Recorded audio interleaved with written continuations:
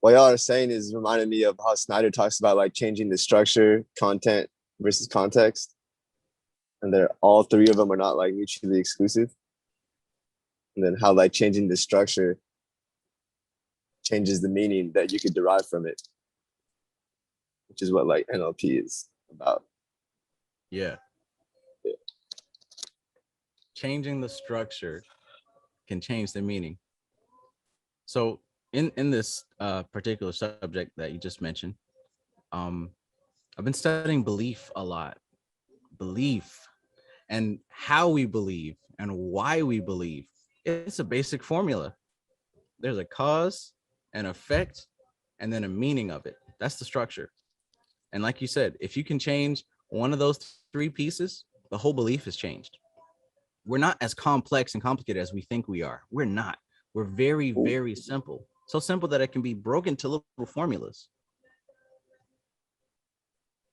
I think they even mentioned that in both Phil Hines and Peter Carroll's books. Like the second rule is belief is a tool, but they break down with more words than what you just said. But at the end of the day, that they still hit that formula.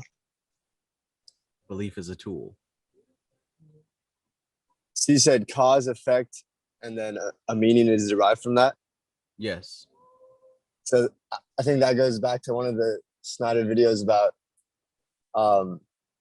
what's familiar is like what's there first or what's familiar is like the greatest instinct in us. And then basically like we think it's to survive, but it's just to keep things familiar. Mm-hmm. And then he gave the example of his I think he calls it the acceptance, rejection, projection connection. Yeah. So yeah. He was talking about how if there was basically the example he gives is if there was like a family at home and the dad was like a drunk and he was saying like I'm a drunk, my dad was a drunk and you're gonna be a drunk and he's about to be a drunk. So it's like the kid is like hearing that. And so if given that context and content, he's raised in an environment where love, if he's told to love himself, he's gonna like start destroying himself because that was there first. So that's what love is to him.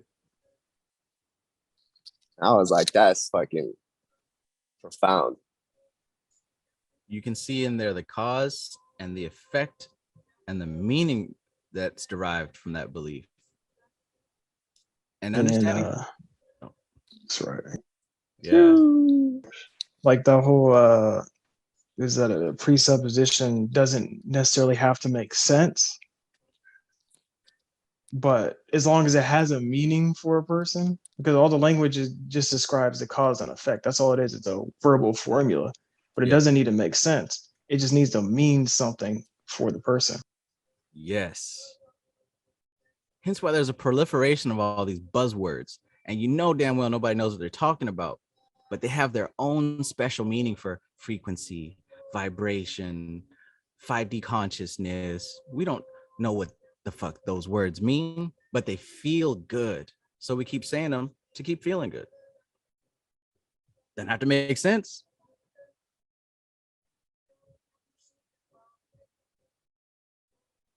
Goodness gracious. Great balls of fire.